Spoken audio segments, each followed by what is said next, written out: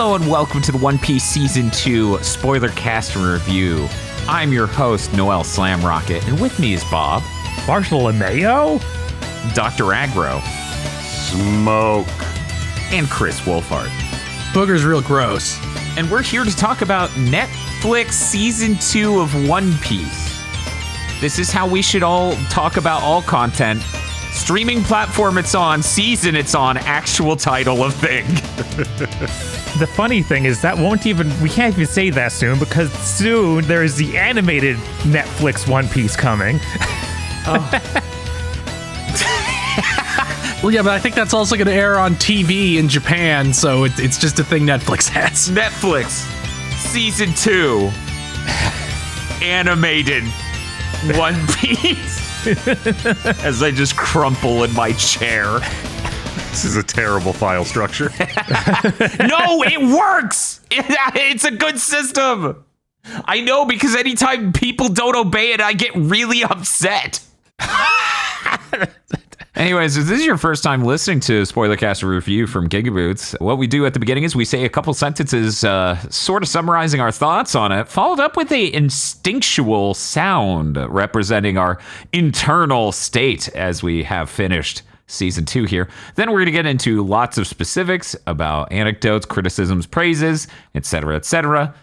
And then at the very end, we will give it a score out of 10 and a summary review, making for a possible maximum score of 40, Famitsu style. But keep in mind, even if you've watched Season 2 of One Piece Netflix, you can't listen to this spoiler cast until you listen to the other, because this will be spoilers for that one. We're going to go ahead and start with Chris Wolfhard. Chris, a couple sentences and a sound. It's amazing how making real things for your TV show can make it look like a real thing, even if it's like very Burton-esque and not a nightmare. Enjoyable as before. Ooh. Dr. Agro. There is a certain quality that is inherent in a courageous commitment to the bit, no matter how goofy. Hey. Bob. This is probably some of the best cosplay you'll ever see in a live-action production. Ooh. A delightful time that was full of me going, of all the animes to be this committed to, One Piece and not Bebop. Mind-blowing every episode. Anyways, ooh. Well, see, the difference is the people behind the One Piece live action show wanted to make a good show. The people behind the Cowboy Bebop thing didn't know what they were doing. Like, they didn't even know what their goal was supposed to be. They didn't want to make a good show. They also didn't know what Cowboy Bebop was. Yeah, I'm not still bitter about the Cowboy Bebop thing, but watching this really does just quadruple underscore of the two of these things that you could have directly adapted and not a single normie would bat their eye at, I feel. Cowboy Bebop definitely much more that than One Piece, kind of stunning. Mm-hmm.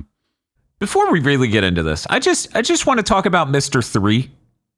Mr. 3 is unbelievably funny, and his actor being the guy, he's in a lot of stuff, but he's going to be M. Bison in the Street Fighter movie. Oh, that's insane.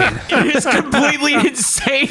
The entire first episode he's in, I'm spinning in my chair going, oh my God.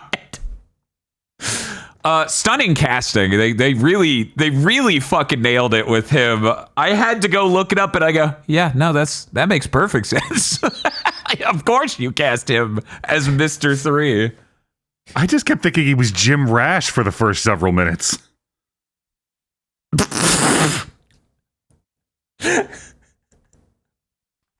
Now I kind of want to see that one. I'm just really impressed at how Mr. 9 looks so perfect. Like, they somehow found the exact perfect face for that character that wears a little crown and has 2 baseball bats. Yeah. Yep. Bob and I grew up in like a rather affluent but small area next to a tourist trap sort of destination. And so Bob and I went to high school with a lot of Mr. 9.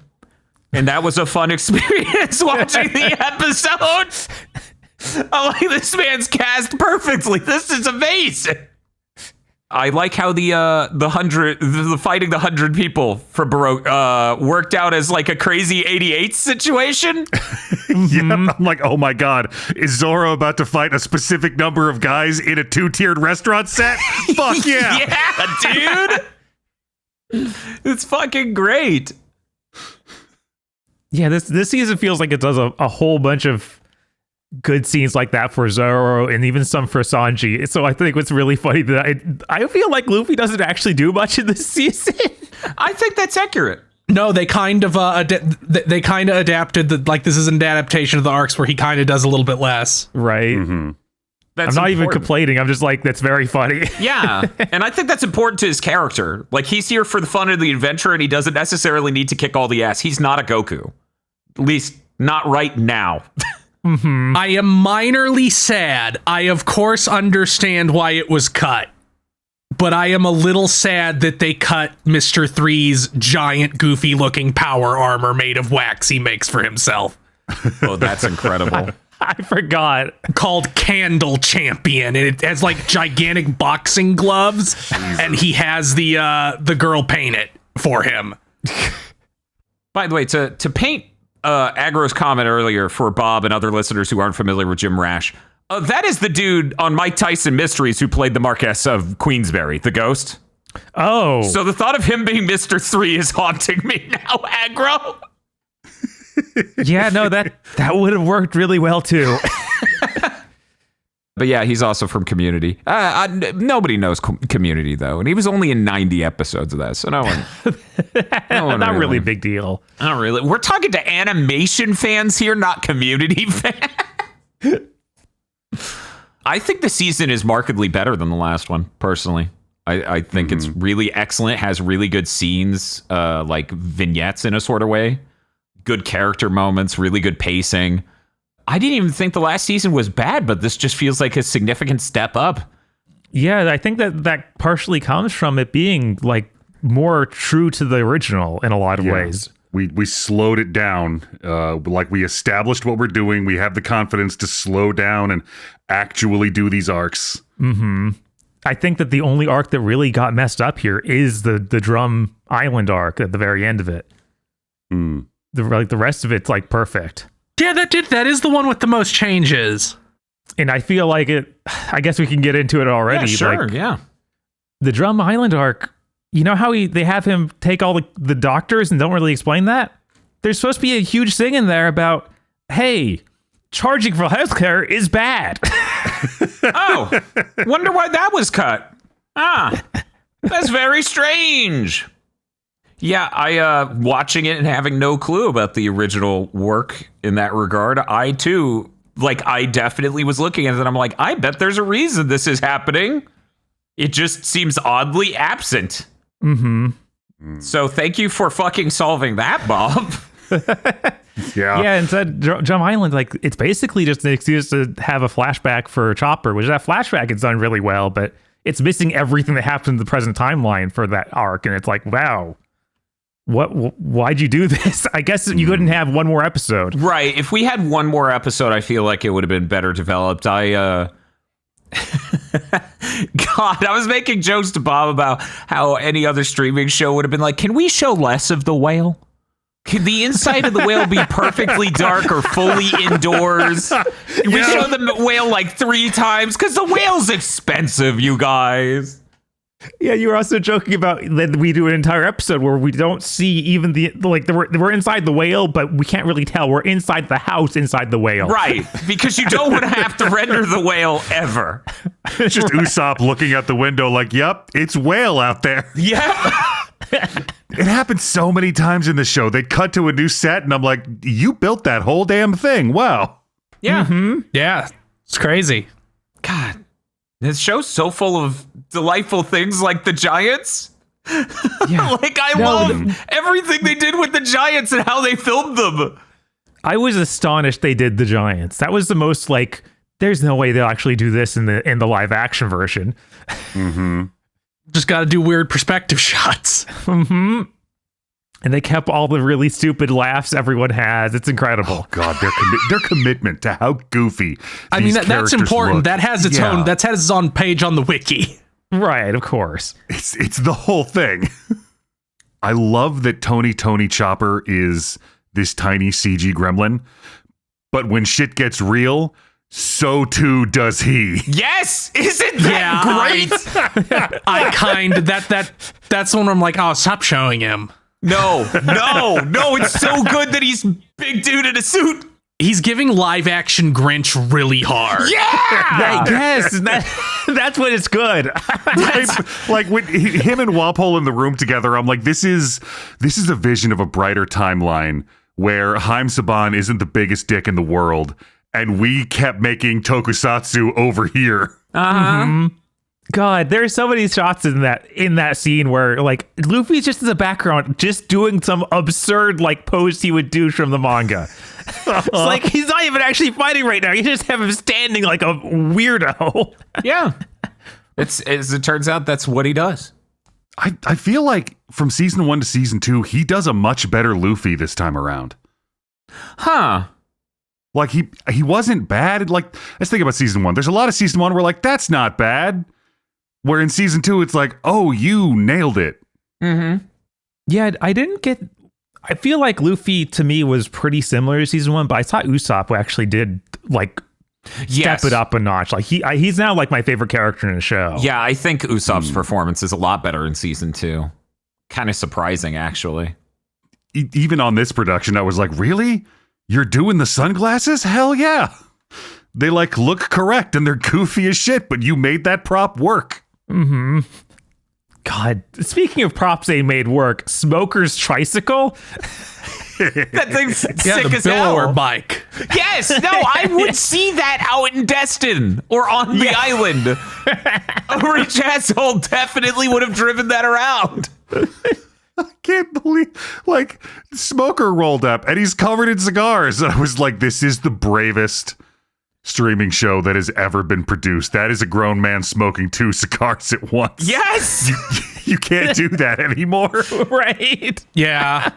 Which made me a little sad they didn't include Buggy turning into a car. Just a little. There's always room to do that in season 3. Yeah, we just gotta raise the volume slowly on the absurdity of shit we're doing. Because this season 2 definitely did that. I liked all the little things that the advantage, and I wonder if that anime remake will also do this. Now you have the advantage of 30 years of this running. So all the stuff that maybe obviously didn't exist in the beginning, but like was retroactively like you can add those characters, you can drop them in here and there earlier on. It is real great. Like I only read up through like the crocodile fight. We are rapidly approaching where I stopped reading One Piece. Oh my god! So every now and then a character just says something, and I'm like, that shit was not in the manga. Did you what? Oh, do they call him Gold D or Gold Roger now? That's weird. Right? Like, that wasn't. That actually was part of that conversation, I'm pretty sure. Was in manga. there? Was it? Yeah, I'm pretty sure. Yeah. Huh. I thought that was a little later. Not much. I think it was. I was scared they were going to make Dalton not a bison. Because it went so long before he actually turned into that thing. It's like, are they gonna cut that? No. And also they made his big, stupid, weird oval sword. Oh, that thing's so awesome. He had his like sword shovel. His sword oar. His yaoi paddle sword. Let's just be real and call it what it is. I genuinely, as someone who did not experience the original manga, I spotted it from space when they're just like, and he's haunted by the micro penis sword vampire man. I'm like, this is some Sephiroth and 7 remake shit. So I'm like, Bob, this is new to the Netflix adaptation, right? He doesn't just appear every 10 seconds around Zoro, right? God. Yeah, that's very new. Although I think a little while after that he keeps flashing back to the fight, which is close enough. It's similar. Yeah, you can see that I'm too cool with it because it keeps that guy on staff. Right. We need to keep that guy on staff. We need him to stay ripped like that for the entire production of the show. Yes, and also he's like the coolest shit in the world. As someone who's only come across him with the Netflix series, I'm like, that guy's amazing. I love him. Holy shit. Yes, feel free. Feel free. I don't fucking care. I just love that Zorro is haunted by the micro penis man. The first season added a bunch of extra stuff. In this one, because they're doing so direct, like there isn't that much stuff added. So I was hoping we get a little bit more with Tashigi and Smoker going around. Kind of like we got a lot more with Garp and the two recruits going around with him. Yeah, it's first true. season. We do get a little bit of that, but not a ton. I was kind of surprised when that sort of fell out towards the end of the season. Mm-hmm. Because, man, some of that Smoker shit's unbelievably great and funny. Right, and Yeah. like him and Tashigi both feel a little underutilized in the original. They kind of go away for a while, so it's nice to try and like build them up more. Them being underutilized is kind of the theme of the series, honestly. Yeah. I don't think they've meaningfully appeared in like 8 years. Oh, my God. It's so good when she shows up in this and in the manga. Where they just introduce, oh, by the way, we have a really cool, there are legendary lists of swords dimension to this story. You didn't know about it before because the sword guy on staff is kind of an idiot and has no idea what he's talking about. How do I introduce this entire layer of the lore of my world in a way that's completely autistic girl? Autistic girl, we got this. Very excited for the next season to have the autistic girl who loves cooking, who introduces that there is spirit power in dishes. I don't know if we can find someone more artistic than Shanji about cooking. I don't know if that exists. That's true. That would be a real clash. I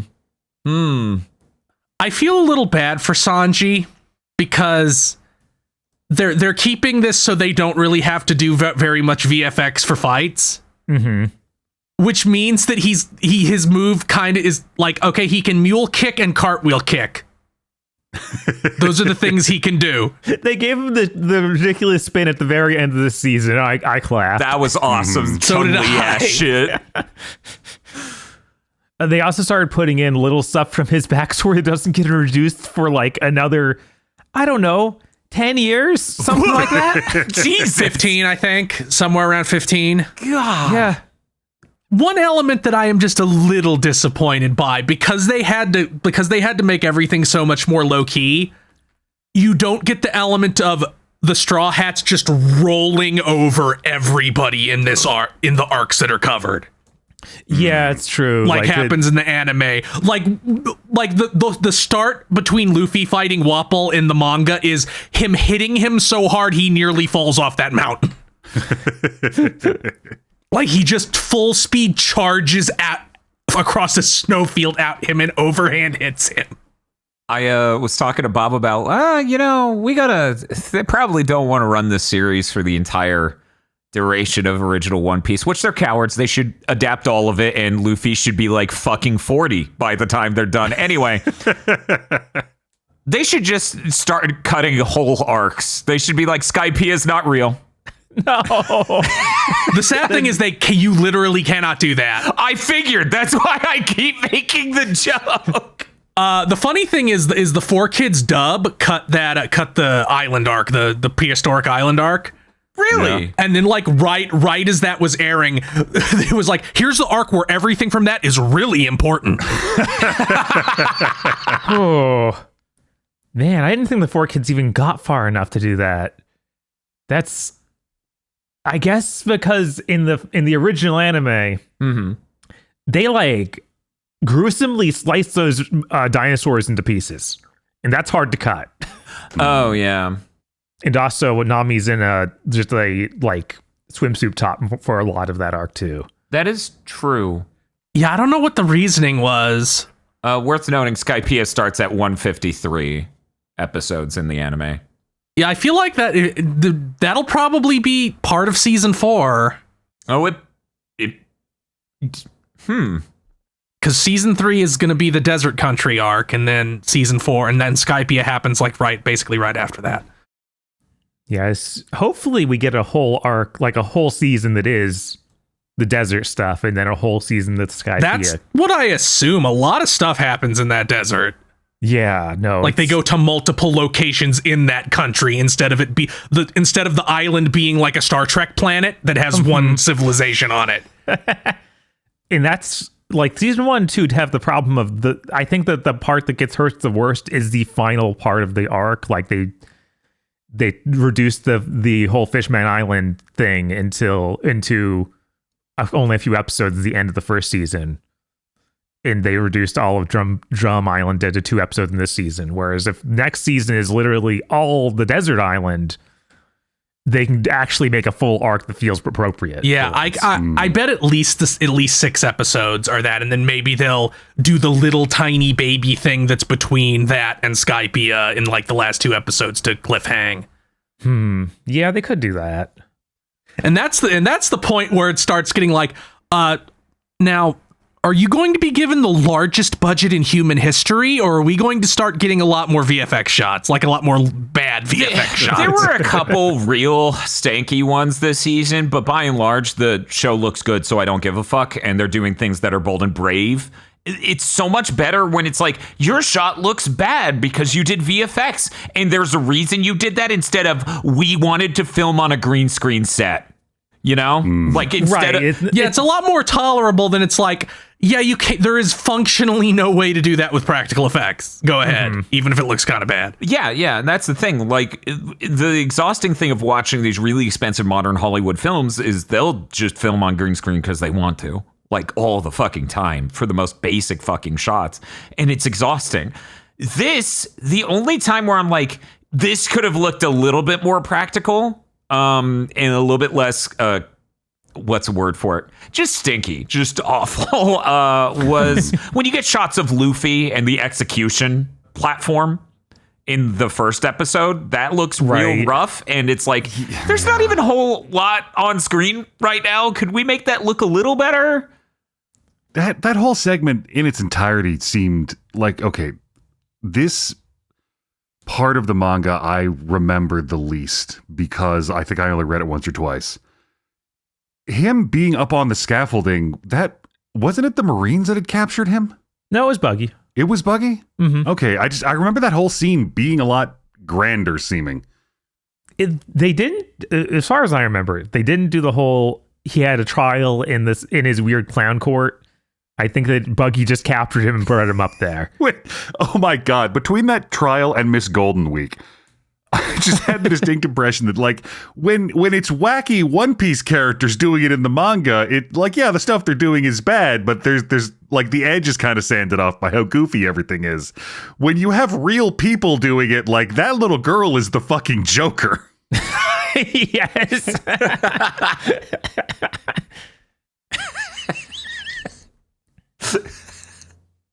I think it's really funny that they massively extended Sanji fighting the 2 fucking animals. That is such a good scene. Like, just it keeps rolling. Like, I think he kills both of them, explicitly kills both of them in the span of like 25 seconds in the anime. Like, he just kicks the otter into a wall and immediately snaps the bird's neck. Because they arranged it a little differently, and they showed originally, the crew gets captured and put in the wax house. I was really worried we weren't going to have Sanji come across the house and do all of that. And then they like nailed every bit of it, and I was like, oh my God, this is the best. This is the best. Yeah, it is. God, that was while they're on the wax cake is a moment that I feel was translated perfectly. The essence, the emotion of Zoro going, if I'm going to die, I'm going to die in a cool ass pose. Such a dork. This fucking Usopp is getting pounded into the wax platform. I'm like, Usopp, the idea is you move your head at the last second. Usopp, move your head. What are you doing? I'll transfer the 5 kilos of strength straight through my skull. Actually, what? Okay, so I remember her upping it as she went. I know they did 30 and 50. Did they go above 50? I think they got to 100 at the end there. Jesus Christ. Usopp, you're lucky your skull's still intact. What are you doing? Like, I'm American, but that sounds pretty bad. I'm trying to think if I have a frame of reference for something of that weight falling. Like, that's like shelving has fallen on me, I feel like. Because they kept going back and doing the, like, comic accurate costumes, I didn't mind. I liked it when they switched them up into different clothes. Although I do consider it cowardice how often they were putting Luffy in shoes. Huh. I didn't really pay attention to that. Why am I always the least foot-aware person on every piece of content? I am always afraid of getting kicked. I am always looking around at where the feet are. Why is that, aggro? Any childhood trauma involving someone kicking you? I don't have like monolithic knowledge of like the cover pages, so I do wonder if most of those outfits are in a cover page somewhere or other, because there is 1,300 of them. They do have like the interesting thing about One Piece is how often they actually do change their clothing in the show. That more starts happening later though. Like it happens to an extent earlier on, where they get a whole new outfit every single arc. Right, like every time they go to a new place, they seem to have something new to wear, and it's almost funny when they introduce the redesigns, like when they finally do a time jump, and those redesigned outfits show up for maybe like 12 episodes. There's just there's a little bit of the cosplayer energy to everybody, because how can there not be? Mm-hmm. But I think it's strongest on Smoker and Crocodile. Just something about their big Chad-like jaws with those costumes really make them come off like a lot more, this is a cosplay shoot. Like Crocodile, he has all that, this is the real villain of this season of Power Rangers energy. Yeah, I'm excited to see that in more, to a larger extent, because we got like one scene in this season. Man, yeah, that setup at the end with him is really fucking good. They handle so many things so well. Just as someone completely blind on this, none of it feels like nod, wink, wink. Aren't you excited, fans who have insider knowledge? It's like, no, I'm watching a normal piece of fucking media, an actual thing designed with the audience expectation and understanding in mind, first and foremost. Like, it's all cogent. It's all impactful. Because I knew I remembered this arc so poorly, I kept going like, oh yeah, that is a thing that happened. And oh yeah, that is a thing that happened. I got to not view it so much as an adaptation and go, oh wait, this is just like really good TV. Yeah, I think both of us were commenting on how much they got done in each episode and how good that felt. Yeah, and also, isn't that so unusual for a streaming show? Yes, I kept making jokes the whole season about that thing, like with the whale, where it would just be, and then Luffy yells out at the ocean, and we don't show the whale because it's expensive, and this is 2 whole episodes where we just won't show the whale. Yeah, they even do that crazy flashback in that episode. With all those fully costumed dudes. Binks' brew. Paralleling what Chris said earlier while I was watching this with Bob, I genuinely said this could be where like all of this shit went if we just had more of a commitment to having insane worlds in things. Like everything's so afraid, it feels broadly. To have anything even that's games fucking feel insane. too scared. Yeah, games, movies, TV shows, all of them are so like, well, we did focus grouping. And it's like, you know One Piece is a success, and that's the only reason you could commit this hard. And that's sad, but also it's really great to see you do this. I wish all of media moved more towards this bravery. Like, maybe there is just a dude with a fishtail on his fucking head. And we don't have to explain him. He's just a guy. Yeah. Yeah, this dude's Mr. 3. Why wouldn't his hair be a weird right? thing that's a 3? That's just how Baroque Works rolls. Like, if your thing is good enough, you can sell anything. And it's a stronger victory because the person who likes your thing goes, oh shit. Oh, this is fucking stupid. Why do I like this so much? Yeah, it's... This season is so good that I feel like people who don't give a shit about anime know nothing about One Piece, just looking for a good show, should watch this. I wish season 1 was as excellent as this season. I think it's funny that even stuff they don't do, they give these little nods that aren't as terrible as the nods in some things. Mm-hmm. Like, they don't include the part in the Drum Island arc where Wapol eats those 2 guys that Sanji and Chopper fight and spits them out as one guy, and then later Oda reveals that it just fused their clothes and one was on the other one's shoulder. But they do include a guy with the exact same silhouette in the monsters that are attacking the town. It's just 2 guys in one costume. It's so good. Which, by the way, those monsters not in the anime at all. Yeah, Bob was that happened, and I was like, I don't think this was in the anime. And then I cackled because I'm like, that's funny as shit, because this is the most Rangers the entire season has felt. Yes. Yeah. It's like, oh, hey, pig man.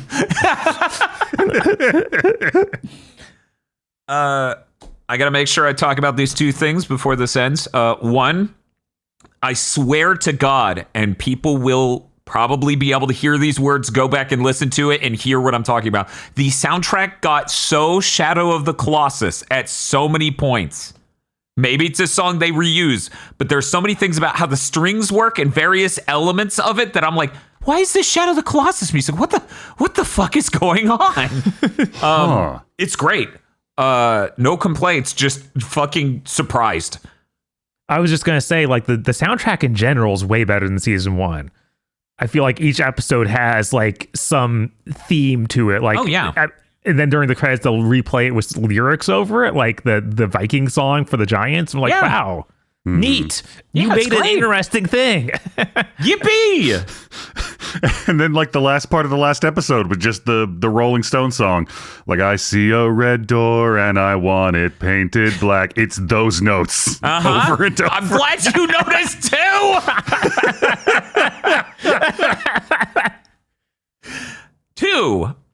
The HDR in this is ass, because the HDR in almost every streaming show is fucking ass. It really bummed me out to go from Resident Evil 9, where the HDR is ass, to this, where the HDR is ass. And no matter how good your TV is or how tuned your setup or whatever, it will never actually give you proper stunning highlights. And everything will just be middle, like, so fucking dark. Yeah, no, every time we'd see people's faces in shadow when they're out in broad daylight on a boat, I was like, what? So I do want to highlight 2 things about this production side. One, that all of the unique title screens are so fucking good, where they're just themed after different characters. They're a delight every time. Mm-hmm. Also, did anyone else pay attention to the actual episode titles? No. I did. Episode 2, Good Whale Hunting. Mm-hmm. Episode 3, Whiskey Business. Episode 4, Big Trouble in Little Garden. Episode 5, Wax On, Wax Off. You know, I caught Wax On, Wax Off and, what was it? Good Whale Hunting. I laughed really hard at those.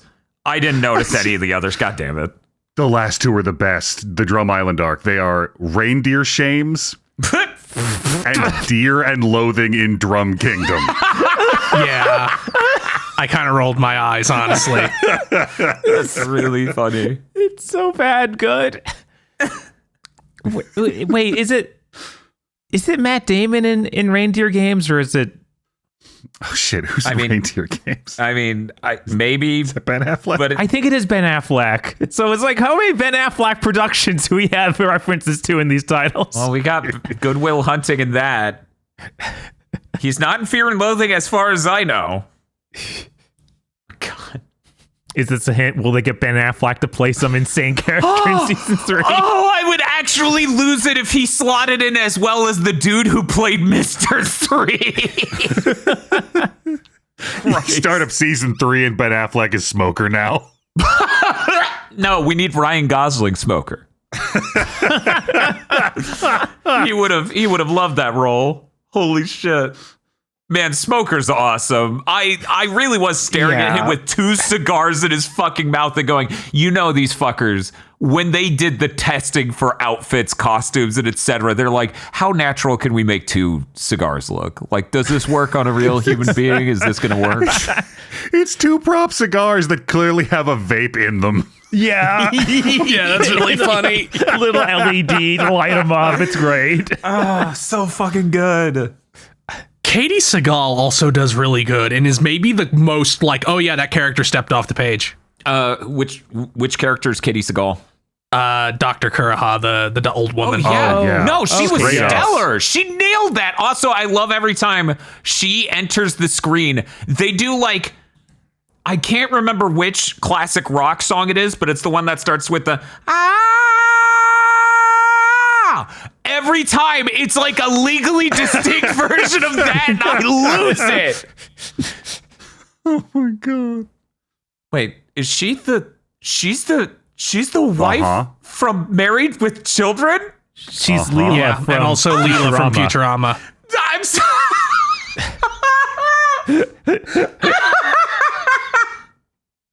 That's a lot. That's so much to deal with. Yeah, she was stunning. She was awesome as this. Oh my god. Yeah, no, she nailed that character. Honestly, watching that, I was thinking about how people were saying that one Hollywood actress who loves One Piece should have played Chopper. And I was like, I don't know, Chopper's voice is great, but maybe she could have been this lady. I don't know. I love this actress in this role. This is awesome.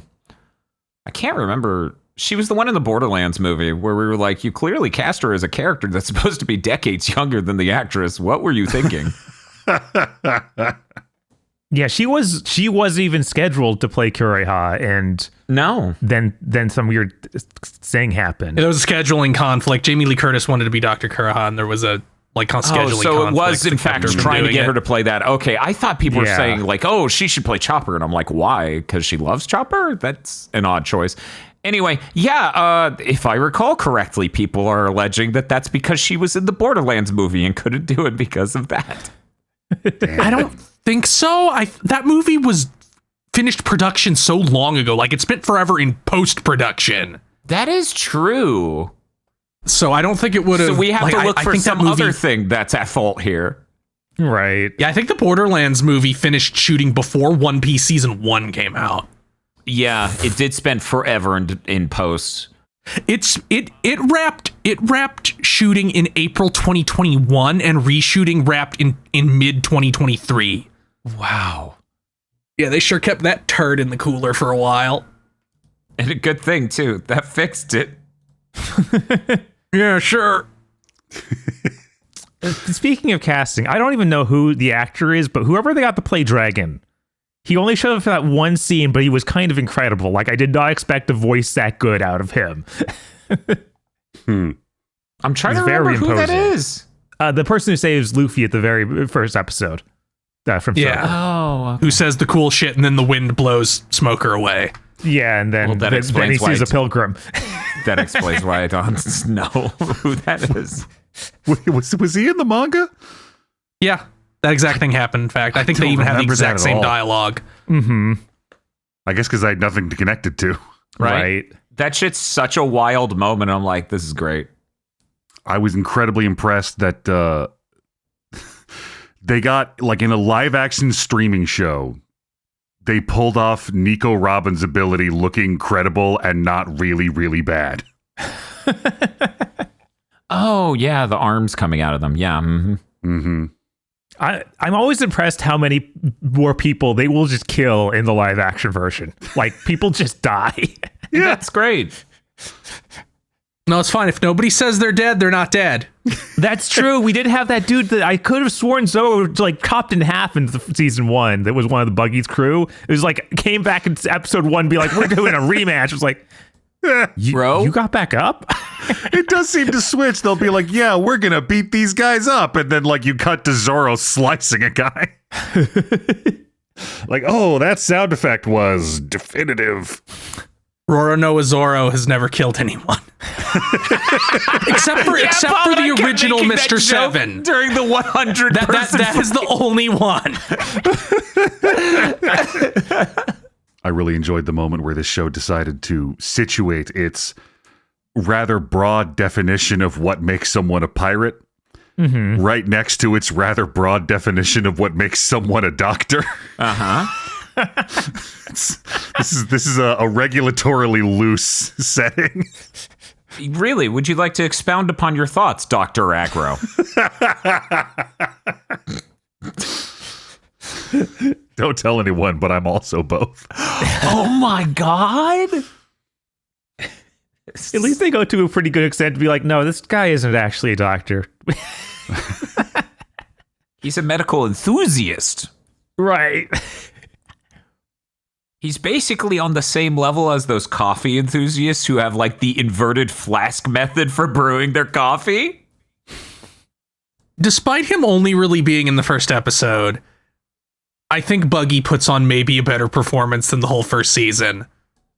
Like, it's just always a delight for him to be on screen. I'm really glad he came back and immediately had the correct vibes, and it was so good. Him just being upset. Buggy! My name is Buggy! It's also just really kills me, him being like, oh, I'm really into what you're wearing to Bartolomeo. Yes. That was really good. He just had, like, visually, he just really sells this, this dude's a sad clown. Like, he might not be sad, but he is a sad clown. Yes. You have to wonder if they'll try and write him into next season a little too, even if we're kind of out of content for him for a while. Well, there is a thing, like, I guess they could always show how he got to a certain place he shows up later. That's true. They could always do something there. I also liked the thing that they do not have the giant Yeti, the small army of Yetis that are also rabbits in the live action version. What? They do have one's head mounted on a wall, though. Oh, did they? Because that was something else I know of, like, man, we're missing a lot of things in just drum arc. They did not have that, but they did have one of their heads mounted on a wall that was pretty accurate, too. If only they had one more episode.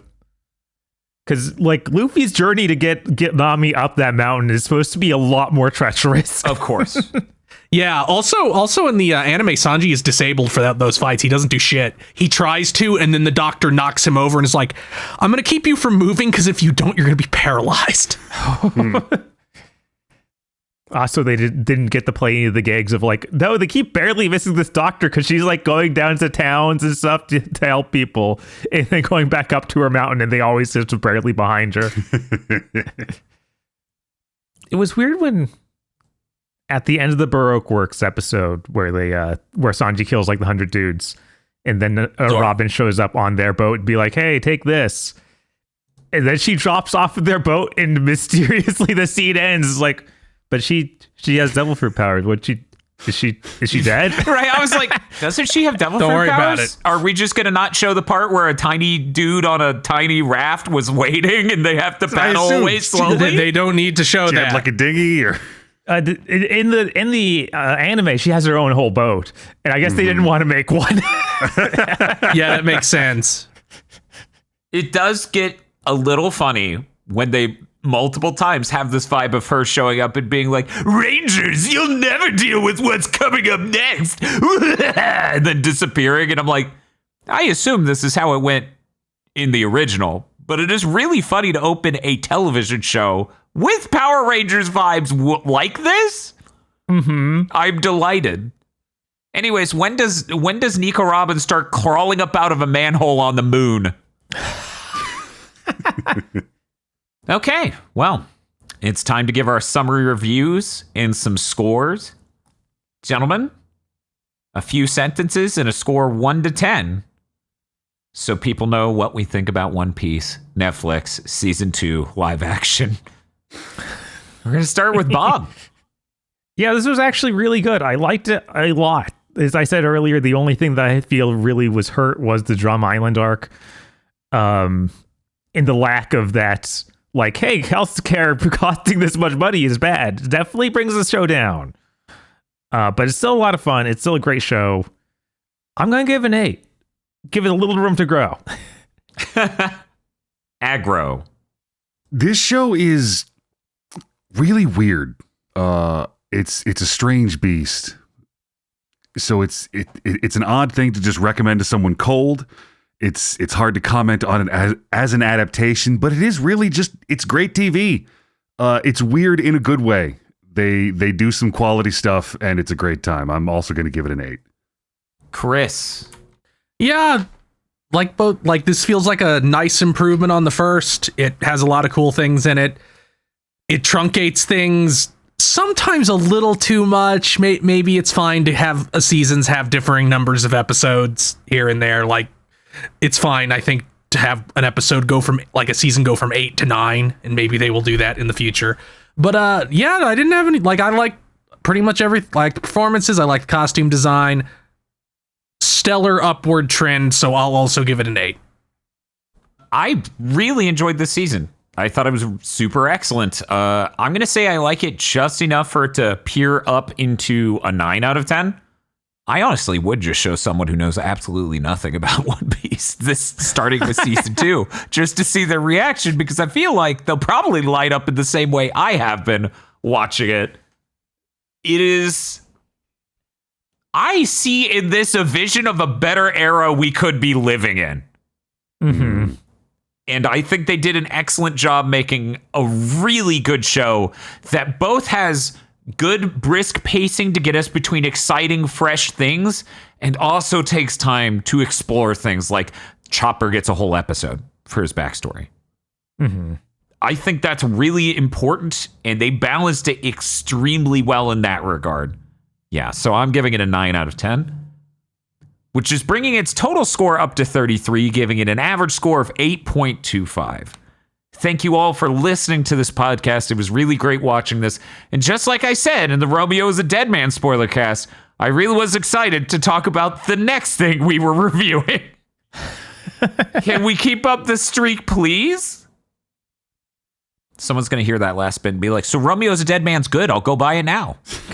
The executive producers for this month's GigaBoots videos are Spaceman Spiff, Red Blaze 27, Brendan O'Sullivan, Cooper Tank, BN12, and Rado. Thank you very much to our executive producers, and also these guys. If you want to become an executive producer or a normal patron, head on over to patreon.com/gigaboots today.